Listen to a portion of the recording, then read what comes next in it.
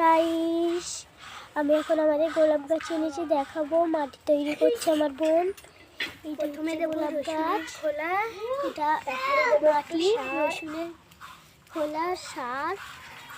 আমার বোন এখন মাটি তৈরি করছে। এটা মাটি,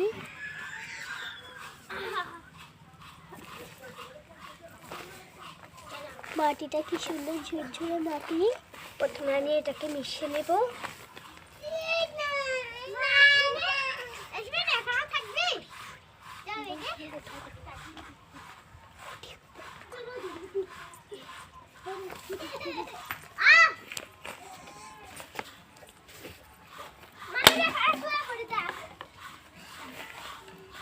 তারপরে আমি এটাকে ভালো করে মিশিয়ে নেব।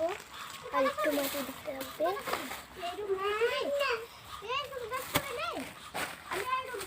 ঠিক আছে, বাই। ভালো লাগলে ভিডিওটি লাইক কমেন্ট